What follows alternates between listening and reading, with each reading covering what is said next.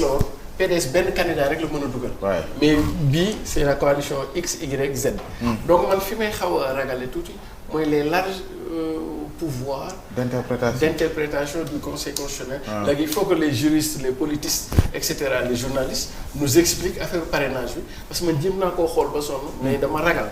bu ñu demee ba cappaandaw ba kenn ñëw ne damay parrainer lii. ñëwaat ni damay parrainer lee ñu ne ko non non non option benn option la est-ce que option yi on peut les faire. Cumulativement ou bien c'est des options comme on dit optionnelles quoi. boo gasee ba dugg comme autoroute à péage. da nga ci am tontu boo romb 12 yi moom. da nga ci am tontu Djibril. waaw xam nga man dama jàpp ne jurisprudence bi war a génn ci loolu man Pape. wax naa ko fi xam naa sama gars yi dinañ ma merewaat man jàpp naa ne ñoom waruñu bokk. parce que man man dama xool constitution 63 bi. ma analyser ko ma xool loi 81 bi modifié les exposés de motifs bi Abdou Diouf joxe woon.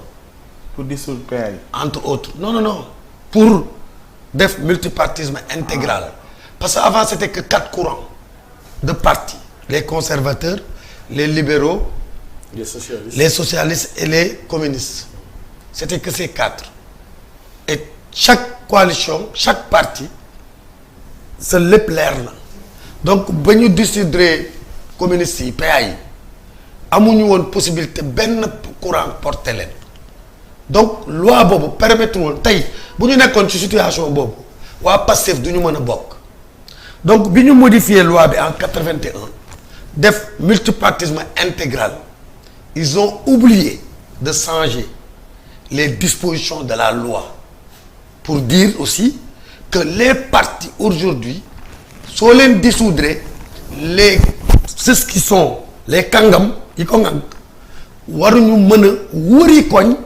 duggaat ci bus bi. léegi ci njuumte boobu noonu lu tax nga jàpp ne war mën a profiter. non dama ne. oui dama ne loolu dafa am vide juridique.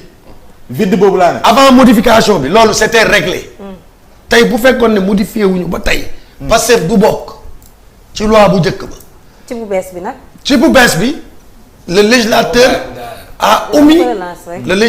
a omis de préciser cette disposition loolu moo tax ma ne loi bi dafa lompañ foofu léegi nag interprétation lay doon est-ce que ñiy interpréter loi bi dinañ ko interpréter noonu mais man jàpp naa ne man de su ma nekkoon tey conseil constitutionnel bokk ca ña koy wax dama koy interpréter noonu par conséquent du ñu bokk parce que Pape amul logique nit ku ñu dissoudre parti ndax day waaj a taal réew wala day yàq pour une raison ou une autre waxuma sax Pastef on suppose rek parti bu fi nekkoon tudd X bëgg a taal réew mi ñu dissoudre ko conseil constitutionnel cour suprême validé waxuma nag dissolution administrative waxuma par décret mu egg ca cappaandaw ga cour suprême validé dissolution bi waaw ñooñu après dañu war a génn duggaat ci bus bi kooku quand même xel nanguwu ko donc man moo tax ma jàpp ne par A ou par B Pastef warul bokk waaw Cheikh Oumar d'abord si le débat bi mu posé mu nekk boobu bu am solo mais à chaud sama grand dafa yàgg dafa yàqam non dafa àqay non dafa yàgg parce que quand il nous parle de 1963 oui la loi constitution boobu ci ban contexte la ñëwee parce que boobu temps c'est après la crise de 62 où Senghor a décidé de faire de l'hyperprésidentialisme, où Senghor a décidé de mettre en prison Mamadou Dia, les Valdiodio, etc. Où Senghor ne voulait d'aucune forme d'opposition.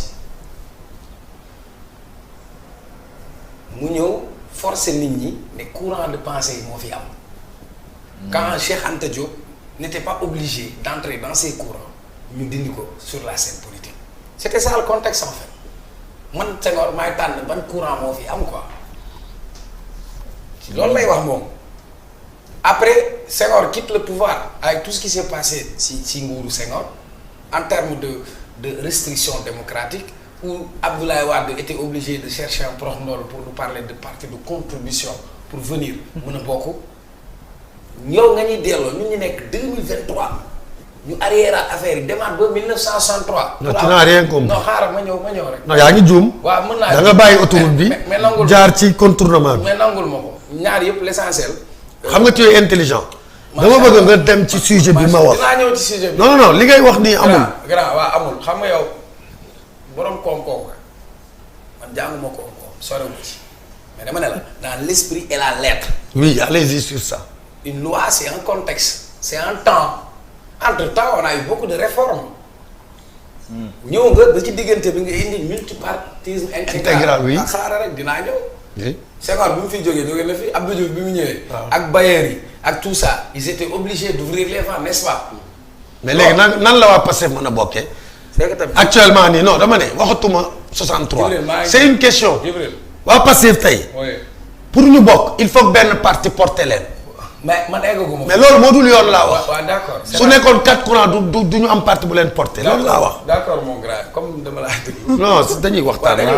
cher c'est pas pour vous couper je veux qu'on échange. yooyu da koy neexal lii moo koy neexal donc du coup yow je ne dirais pas que vous avez raté le train de l'histoire mais vous allez nous ramener en 1963 alors que entre-temps il y a eu des conquêtes démocratiques entre-temps il a fallu beaucoup de réformes c'est des luttes c'est des combats que des gens ont menés bu njëkk ba ay PA yi bi ngay dégg xale yu bëri suñu génération arrêt PA yi lañ la mën a wax mënuñu la wax Majmout Diop quelle a été sa contribution mënuñu la wax quelle a été la contribution de ay Amath Dansokho de ñuy nekkoon porté woon RND le parti de Cheikh Anta Diop et cetera la politique n'a pas commencé aujourd'hui.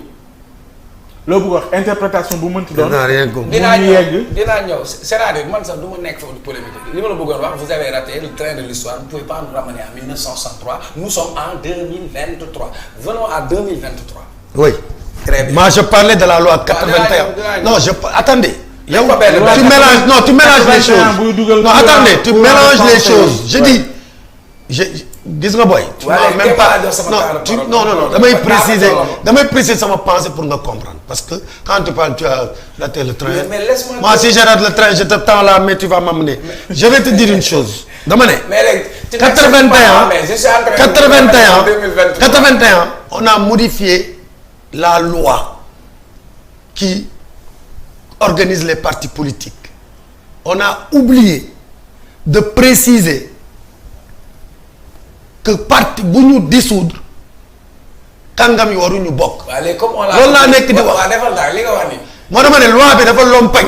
oubli boobu kan lay profiter. waaw mais léegi donc mën nañ ko interpréter la Cour suprême peut l'interpréter comme ça. léegi nag pare naa ci. loolu rek laa bëggoon wax. xam nga taalaame moom ñaare ci am.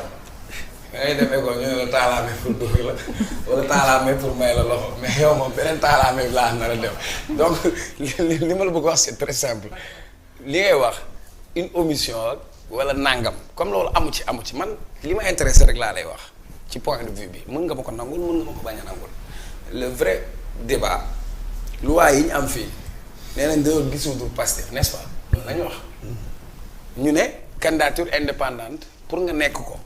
il faut nga toog une année boo xam ne amuloo activité politique donc loolu mën nañ koo daax mais terewul coalition mooy lu muy signifier. waaw bul wax coalition waxal parti rek. non par exemple. benn parti romb naa sax parti dama ne la un parti. plus un parti égal coalition. loolu moo gën jafe parti rek ngay wax. Ousmane Sonko ci yi mu demoon yëpp. su amee benn parti. si. non jarul muy dem ci coalition neel bu amee benn parti. bu ko boot. bàyyi ko ndax ñu avance. xam nga technicien la mais parfois il est très politique donc théorie yooyu xam naa ko quoi théorie Pasqua la may def quoi il faut pas que je parle mais il faut que je parle quand même donc je voulais dire ici Ousmane Sonko bële mu demoon c'est une coalition son mandataire bi muy dem il est parti sur le nom d'une coalition sur les 300 partis ils ne peuvent pas ne pas avoir deux partis même en dehors du Pastef yu koy porter beneen bi du point de vue légal que ça soit Bassirou Diomaye eggaguñu ci condamnation définitive ba tey ñoom ñu ngi ci seeni recours judiciaire donc ci dig-digal boobu oui ci dig-digal boobu Bassirou Diomaye Faye par exemple atteeguñu ko condamné guñ ko buñ ko condamné ñaata voie de recours la am ci diggante boobu à moins que ñu def seen fast track tafay affaire yi. yow da nga bëgg a dissocier ñaar. oui mooy parti boo xamante ni dañ ko dissoudre. oui sur le plan administratif. mais dissoudre ñu nit ñi. waaw moom laa wax mais xam nga sans nit ñi moom parti bi mun ñu ko wax. parce que parti moom boo koy wax nit ñi. Ousmane, est-ce que vous semblez m'écouter? C'est-à-dire pour me comprendre. parce que yow yaa comprendre man li ma théoriser. voilà dama lay. waaye set yow mii li ngay théoriser. c'est logique ah. man la waxal ak man. li ma la relance ñaar dama ne yow da nga dissocier ñaar parti bi ñuy dissoudre jaaree ko au plan administratif n'a rien à voir. ak nit yi maanaam même bu dee impact bi ñoom dañ ne parce que lii joxe raison yi malgré raison yi yëpp dañ koy dissocier ak ñi nga xamante ni. comme dissoudre nañ ko génn nañu jàpp ci yeneen i parti créer seen coalition. amul logique te mën nañoo dem. léegi en terme simple. amul logique. da nga jëm Ndar oto bi téye nañ ko ne la amul visite technique dañ koy fourrière. mën ngaa wàcc. xam nga léegi allo Dakar am na. mais chauffeur bi dawal bu amul permis grand s'il te plaît nag. déet yaa wax xam nga li nga may def. après sama moteur yi tàkk. après mais non mais non. écoutez man sa moteur bu tàkk. oui mais affaire jantal. non moteur yi tàkk na bu yàgg bi ma joxe départ bi la tàkk. oui mais c'est-à-dire man dama la bàyyi nga joxe say raisons. waaw. ak say argument bàyyi ko mu joxe ma bàyyi la ak say argument je suis pas obligé ma ànd ak yow sur même argumentaire mais quand même il faut nga bàyyi ma man ma wax mais su ma waxee ba pare su la neexee li may wax mais bu fekkee da nga may charcuter bi filaane bi je perds mon fil donc non le débat c'est pas échanger ou ne pas échanger le débat c'est juste que vous m'écoutez laissez-moi dire après vous pourrez dire tout ce que vous avez envie de dire mais quand même laissez-moi la liberté de donner mon point de vue loolu la quoi. non baax na j'ai dit l'essentiel sur ça l'essentiel qu'on comprenne ce qu'on veut comprendre. Ngoné. waaw xam nga man li ma gis mooy moom dafa wax ba pare tontu boppam. Djibril dafa wax tontu boppam.